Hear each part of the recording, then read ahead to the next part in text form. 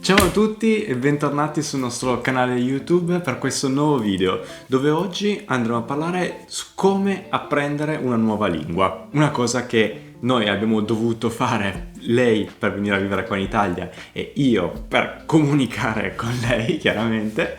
Donc on en a fini avec la traduction, on se met tout de suite à la vidéo.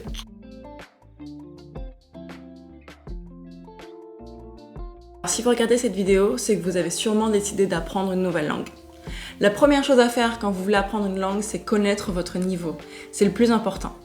Donc il y a différents types de niveaux quand on apprend une langue, ça va de A1 a C2. Partiamo con il livello A1, dove per il livello A1 si intende saper parlare una lingua in modo da poter comunicare su argomenti semplici e noti. Le niveau A2 correspond à la possibilité de communiquer en situation quotidienne et échanger des informations de façon claire et simple. Per un livello B1, che invece è già un livello intermedio, bisogna essere già capaci di interagire con dei madrelingua su degli argomenti chiaramente familiari e quindi anche saper magari scrivere delle email semplici legate al lavoro. Le niveau B2 correspond aussi à un niveau intermédiaire un peu plus élevé qui correspond à la capacité de communiquer avec une personne avec spontanéité et sans difficulté.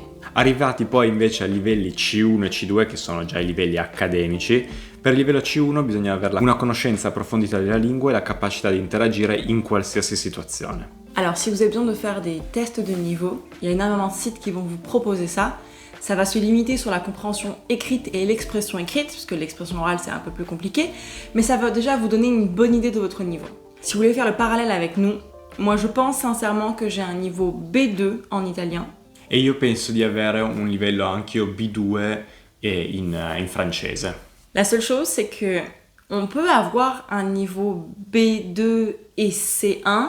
Par exemple, Alessandro fait des petites erreurs de prononciation et de grammaire et des fois il échange les mots. Donc on pourrait penser qu'il a un petit niveau de français.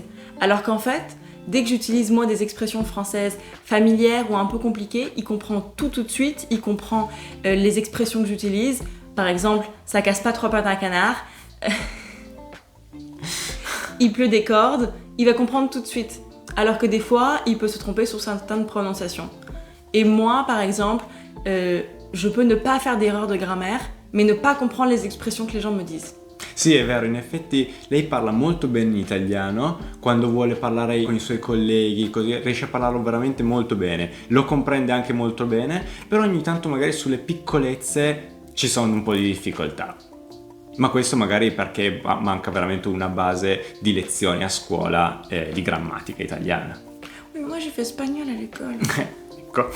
Un consiglio che voglio dare assolutamente è di non aver paura di fare degli errori. Quando uno straniero va a parlare con un madrelingua, il madrelingua sa perfettamente che voi dall'altra parte siete stranieri, quindi potete fare degli errori grammaticali, di pronuncia, qualunque cosa, quindi non abbiate paura di sbagliare, si sbaglia, ci si ride sopra perché davvero ogni tanto ci si fa anche una bella risata. E boh, e finisce tutto quanto lì e la volta dopo vedrete che sarà tutto molto più semplice, non si ripeterà più questo errore.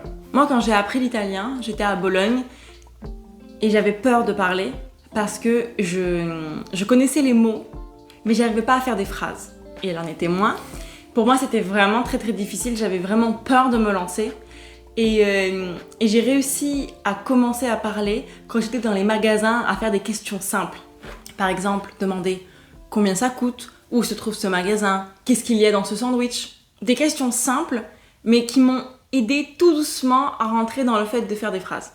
In effetti è vero, la vita quotidiana chiaramente ti aiuta a sbloccarti su una lingua, a poter parlare con la gente in maniera serena e disinvolta. Sappiate che per apprendere una lingua nel paese in cui vivete non è bisogno per il lavoro di avere un livello superiore al B1.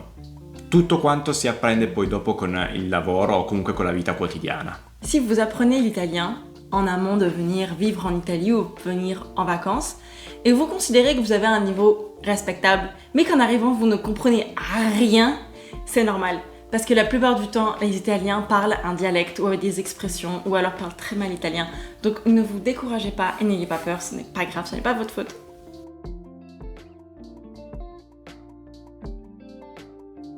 Secondo noi la vera soluzione per imparare una lingua è assolutamente prendere dei corsi di lingua.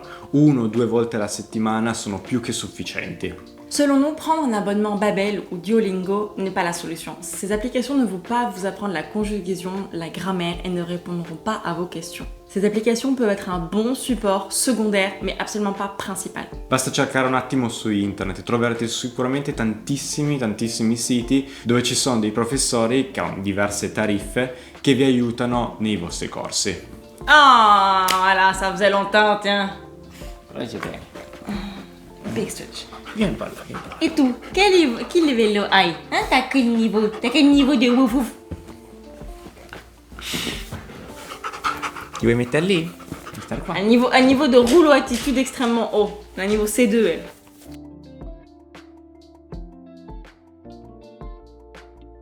Quand vous commencez à être à l'aise avec la langue dans laquelle vous voulez apprendre, nous vous conseillons de vous mettre aux séries. Alors, pas avant, parce que je pense que vraiment ça peut vous décourager de voir toute la complexité, de vous dire je vais jamais y arriver, je ne comprends strictement rien, et en plus ils parlent super vite.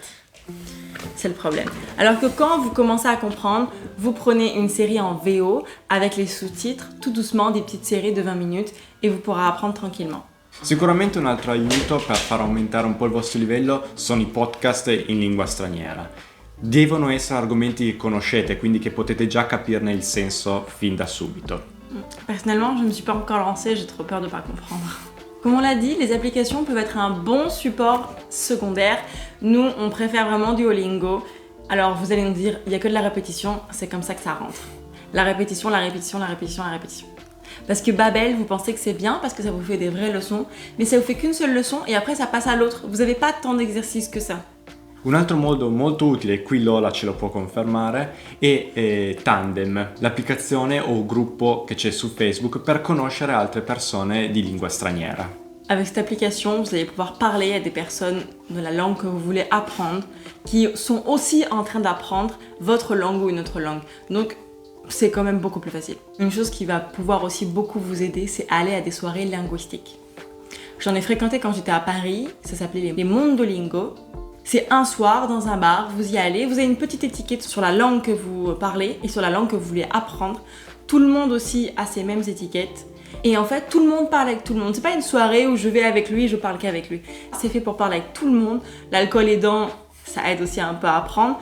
Et si vous y allez toutes les semaines, vous allez revoir les mêmes personnes et pouvoir recontinuer votre discours et apprendre de plus en plus. Moi, ça m'a beaucoup aidé avec l'anglais. Sicuramente per apprendere più velocemente la lingua le soluzioni sono partire a lavorare come ragazza alla pari oppure dei soggiorni linguistici all'estero. Questi vi fanno veramente accelerare a 1000 il vostro apprendimento.